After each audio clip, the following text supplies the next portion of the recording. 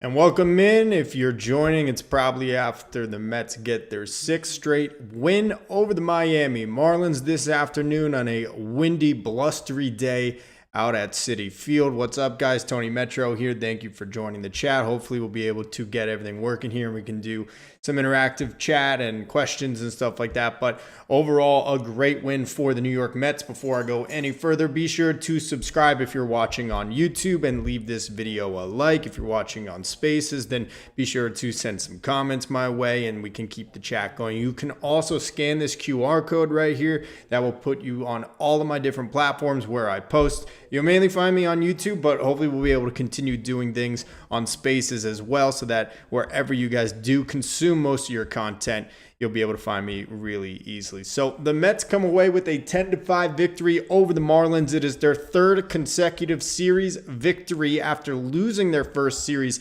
against the Houston Astros to begin the season. So the team has really come together, and this probably the best offensive performance that we've seen from the Mets early on here in 2025. Let's go through the game here and let's talk about how it all went down.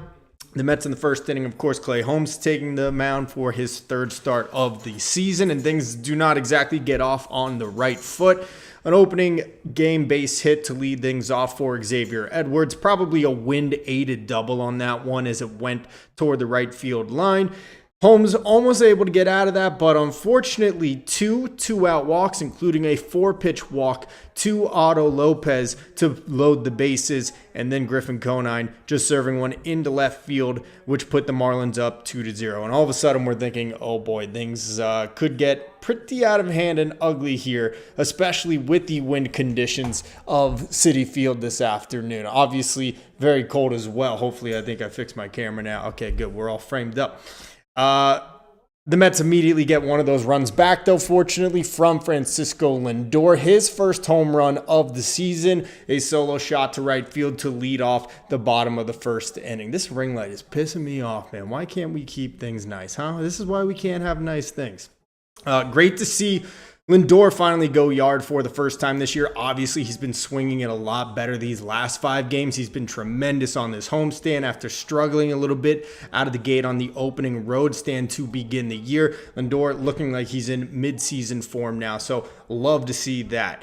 Mets were still trailing 2-1, and we were wondering how far is Clay Holmes going to go in this game. He issued another walk in the second inning, but key, pivotal, strike him out, throw him out of Xavier Edwards at the plate, and on the throw from Sanger down to second. That limited any type of long inning for him in the second, put him at exactly 40 pitches. I think that was a huge moment that allowed Holmes to have a pretty solid start here. If you look at his final line, it's not going to seem like it was a tremendous afternoon for Holmes, but he really was better than that line would indicate, and we'll get into that later on. But keeping with the line of the game in the third inning, the Mets looking to knot things up, and they're able to do so on a not a sac fly, but another wind-aided double from Pete Alonso that just barely out of the reach of the right fielder Stowers as you see him trying to slide for it right there. It bounces up against the netting. I was saying this during my live chat. I was under the assumption that it was a ground rule double if it bounced and hit into that netting, because if those nets weren't there, which they were only put there a couple of years ago, that would easily be over that little sidewall, and that would be a ground rule double. I'm not going to complain about it, but obviously Soto was only on first. He was hustling all the way, and he comes around to score. So the Mets catch a little bit of a break there and a little bit of wind-aided action from the wind, just like the Marlins got in the first inning. Then the Mets able to cash in on a couple more runs. But let's go and talk about Clay Holmes here for a second, because he was fantastic in those third and fourth innings. He ends up striking out the side on 10 pitches in the fourth, and he looked really solid. And then, of course, coming out and pitching for the fifth as well. He gets through 5 for the first time here in 2025. If you remember his first 2 starts of the year so far, he's only gotten 2 outs in the fifth, and he's finally able to overcome that hurdle and record 3 outs for the 5-inning mark for the first time in 2025. So love to see that. I'm trying to pull up MLB Game Day here so I can see what I got in front of me. Unfortunately, not really cooperating with me at the moment, but let's see if we can get it to work now here. Leave some comments in the chat. Let me know how you're feeling about this Mets win. It's their high score mark for the season, 10 runs, which is what they did in that opening game of the series against the Marlins down in Miami last week. So great to see the bats come alive today. They get 11 hits, I believe it was, on the afternoon. The MLB Game Day app is so trash now. I mean, they've made it so impossible to navigate. Okay, here we go. Finally, 13 hits for the Mets on the afternoon. It was the 5th inning where they were able to break things open there. As we finally pull it up. Wow, great. Thank you very much, MLB Game Day. Brandon Nimmo with a 1-out opposite field double to left field just over the head of the Marlins outfielder. That cashes in 2 more. The Mets go ahead 4-2. And then Starling Marte just putting one in play to right field. He doesn't hit it hard, but sometimes you don't have to. You just got to put the ball in play and good things will happen, as it's just out of the outreach glove of a diving Otto Lopez. The Mets go up 6-2. And that's when Clay Holmes, his name escaped me for a second there. That's when Clay Holmes ran into a little bit of trouble opening the 6th inning. He ends up putting 2 runners aboard, and they're at 2nd and 3rd. So Huascar Brazaban comes in of relief, trying to put an end to things and extinguish the threat. He gets a ground out to first base, which scores a run. And then with 2 outs, a home run from Tim Hill to dead center field that off the bat did not look like it had any chance of getting out of there, but it does end up being a 2-run homer for Hill, who also had that fantastic catch the very next half inning. But really the lone blemish on Huascar Brazaban's early season resume so far, those 2 inherited runs coming in to score definitely affect the way Holmes's final line looks for the evening. He ends up going 5 1/3 innings pitched and gives up 4 runs on 4 hits. 4 runs on 5 hits and 3 walks, but strikes out 10 batters. At one point, like I said, struck out 5 hitters in a row, including striking out the side in the 4th inning. That changeup was nasty. He really probably had his best stuff that we've seen from him in his 3 starts this year. That opening day start, we know he didn't have great command, and it was the same in Miami last week. He didn't have it in the 1st inning. Of course, we know those 2 walks come back to hurt him, but from that point forward, he definitely was just applying the strike zone over and over again, and good things happen, and he gets the 10 strikeouts. It's a career high for Holmes, of course. Very limited number of starts, being a reliever for most of his career, so a really impressive performance from him despite what that final line says. As for Huascar Brazaban, I really can't fault him at all. He got a weak ground out for the 2nd out that allowed a run to score in that 6th inning. Unfortunately, I don't know if the wind took that ball for Tim Hill and got it out over the fence, but it did not look like it had a chance to make it out of the park. But it is a 2-run home run. Fortunately, it doesn't come back to hurt the Mets too much, because they come back and answer with 3 runs of their very own in the bottom half of the 6th. Questionable decisions from Clayton McCullough. Don't ask Gary Cohen about this guy, because he is not sold on him as a major league manager, clearly. The way they put their infield defense and outfield defense alignment, and of course, walking Juan Soto to load the bases, which makes sense that you'd try to then get a double play, but they bring the infield in rather than putting them at double play depth. None of it matters, because Pete scorches a line drive into left center field that clears the bases. A 3-run double for Pete. He has 2 doubles, 4 RBIs on the evening, and now 15 RBIs. And that puts him at the 3rd most RBIs in all of Major League Baseball. It has been a fantastic start to the season for Pete Alonso. And then from there, 3 more scoreless innings from the Mets bullpen in the 7th, 8th, and 9th, as they go on to defeat the Marlins by a final score of 10-5. They move to 8-3 on the season here in 2025, and they are now in a virtual tie with the Philadelphia Phillies for first place in the NL East, depending on their outcome of their game later this evening. So all around, really great performance from the bats here. It was a little slow. Lindor did kick things off with his solo shot. We know the bats have been struggling in the early part of this season so far. To see them get 13 hits, that's the highest amount of hits that they've had so far in any one game this year. It's tied the most amount of runs, 10, that they also scored in the first game against the Marlins down in Miami. But overall, some much better at-bats today than what we've been seeing from the majority of this group. So let's go through the lineup and break down each one of them. Lindor, of course, we know 1 hit, that one being the solo homer, but he also is on base. another time, and I guess what was probably an error, I think it was considered an error on a poor fielding attempt from the Marlins pitcher Connor Gillespie, but he comes around to score twice today. He raises his average up to 243 on the year. Juan Soto, quietly 2 base hits. He's now been on base in all 11 games for the Mets to begin the season. He's only about 70 something away from Ted Williams' record on base streak, which is, I think, 84. So just in case you're keeping track at home. Quiet day for Soto when you really think about it. The Mets scoring 10 runs and he doesn't actually have any RBIs. We still haven't seen that power, but you can't be upset about it. I mean, the guy's hitting 308 this year. He's on base 3 times, 2 hits, a walk. His OPS is at 925. We just want to see these home runs. I mean, it's frustrating, but at the same time, he's doing his job. The home runs will come in due time. So not concerned about that. Pete Alonso, I already said the big day. 2 for 4, those 2 doubles and 4 RBIs. Now at 15 on the year, his average for the season, 333 and an eye-popping 1139 OPS. You want to talk about protection for Juan Soto? It's been Pete Alonso so far. Really, really excited to see how fantastic of a homestand that Pete has had here. Nimmo, just 1 hit, but a big one. That double into left field back in the 5th inning to give the Mets a lead, a 2-run double. So 2 RBIs for him. He also had a walk, so he reached base twice in this one. Another tough afternoon for Mark Vientos. He gets 1 base knock in 5 at-bats, but that came in the 8th inning when the game was kind of out of reach already. Before that, of course, he was 0 for 4. So Vientos really wearing the collar here in the early going. 125 average, just a 414 OPS. Obviously, he's not hit a homer this year. He's got 2 doubles. That's really it. Not great looking at bats once again from Mark Vientos. Lots of weak contact. He did have 1 line out to center field where it looked like he got a good piece of it, but the results have just not been there for the showing, unfortunately, for Mark. Hopefully, he'll be able to come out of it. Starling Marte with a good day. 2 for 3, including a walk, and got hit by a pitch, so he was on base 4 times this afternoon. Didn't look like there was any issue when he got hit on the hand with that pitch, so fortunately things should be okay there, but he also able to drive in 2 runs with that little bloop hit out to right field in the 5th, so love to see that.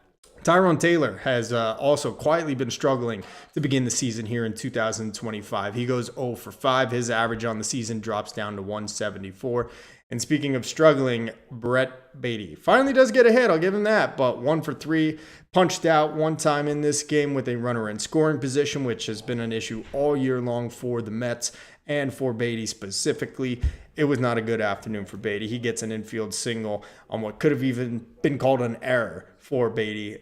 Luis Angel Acuna comes in to pinch run for him, and Acuna actually goes 1 for 2 in 2 at-bats. He gets rung up in the 8th inning there to end the frame, and probably a wide in strike zone from the umpire who was saying, I'm ready to go home, it's freezing out. So look, it's so clear and obvious. Brett Beatty looks terrible at the plate, okay? The numbers back it up. The eye test backs it up. Brett Beatty does not deserve to be the everyday second baseman at this point. Luis Angel Acuna, say what you want. He came into a game that was kind of out of reach by that point, or close to being out of reach. He was in the middle of some things, though, had a line drive base hit to left, stole a base, and obviously we know he's a better defensive player as well. So to me, I'd be giving Acuna all the starts at second base until Jeff McNeil is ready to return. More on that and Francisco Alvarez's updates later on as well. Hayden Sanger quietly had an awesome game for the Mets today, okay? He finishes with 2 hits in 4 at-bats. One of them an infield hit on that little bunt that he tried giving himself up for, a sacrifice.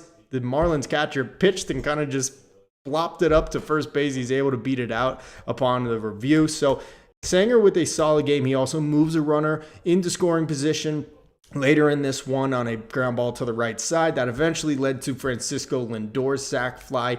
And Sanger also with a just regular run-of-the-mill base hit and throwing out a runner at second base trying to steal. Sanger really has been pretty solid here in the interim while Luis Torrens is still getting ready. An update on his injury status as well. So overall, the Mets with 13 hits this afternoon in 38 at-bats. They draw 4 walks and also a hit by pitch of Starling Marte, and they're able to put 10 on the board. So love to see double digits in the run column for an offense that's really been starved for scoring. Let's go over to Clay Holmes. Again, he went 5 1/3, ran into trouble there in the 6th and gave way to Huascar Brazoban, who allowed both of his inherited runners to score in that. So it ends up being 5 1/3 innings pitched, 4 runs on 5 hits and 3 walks, but 10 strikeouts for Holmes. And I think after that first inning, probably the best we've seen Clay Holmes look so far in his 3 starts this year. After he was able to get rid of those 2 walks there in the first and get out of that inning without any further damage, he looked really solid in innings 2 through 5. And that big key, getting that strike him out, throw him out double play, courtesy of Hayden Sanger behind the dish, was huge. It kept his pitch count down to 40. Then in the 3rd inning, he ends up going for a 10-pitch inning. Then another 10-pitch inning in the 4th where he ends up striking out the side. And from there, he pretty much put it on cruise control until he hit a little bit of a rough patch there in the 6th. So my main takeaway from this, I'd give him a solid B, maybe even a B+ on his pitching performance today. Like I said, the final line, it's just not going to tell you how nasty he looked today. He had Marlins hitters flailing at pitches out of the strike zone. He had good command of all of his different breaking balls. His fastball, probably the best command that we've seen out of it so far in his 3 starts this year. So happy to see it. His overall ERA for the year is 4.30, but again, don't think it tells the whole tale, especially on a windy, nasty day like today at Citi Field. Brazoban, we know, obviously gave up those 2 inherited runners. He also has an earned run of his own on the home run from Tim Hill.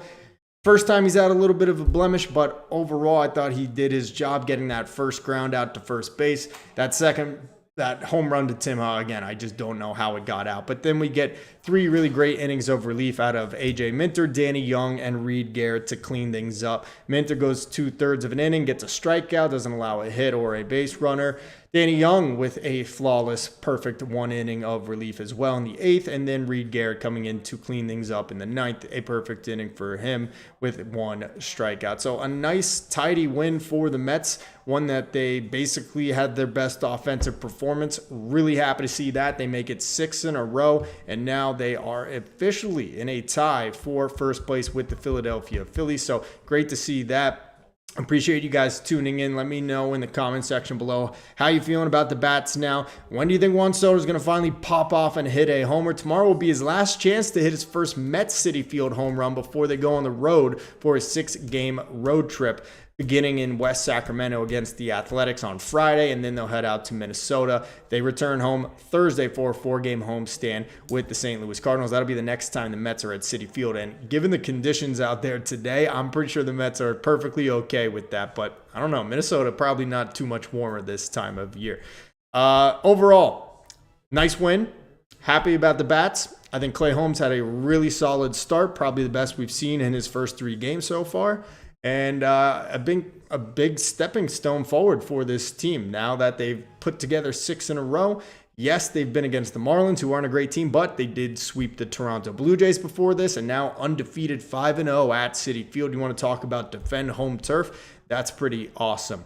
Injury updates. We understand that Jeff McNeil and Francisco Alvarez are set to begin minor league rehab assignments as early as tomorrow. They took batting practice at Citi Field earlier today before the game, so that's great news, especially because Luis Torrens missed his 4th consecutive game today. Hayden Sanger again getting the start in place of him.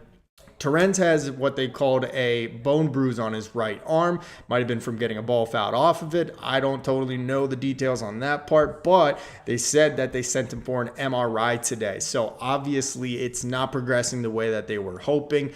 It would not be great to have a backup to Hayden Sanger have to be called upon. And the Mets don't really have any options. There's no other catchers outside of Alvarez, Torrens, and Sanger on the Mets 40-man roster. So they would probably have to go outside the organization to find somebody in the interim. I mentioned it, the 2 probably most qualified MLB players that are out there as free agents right now. One, Yasmani Grandal, who's been around for almost 15 years in the league now. He spent time with Pittsburgh last year. And then the other alternative is our old friend James McCann, who, of course, we know spent last season with the Orioles. The Mets just finished paying off that contract after 2024. Not sure how many people would be super excited about a reunion with him, but when push comes to shove, the Mets may have to end up doing that if Luis Torrens is not able to return to any significant role prior to Francisco Alvarez getting back healthy and on the roster.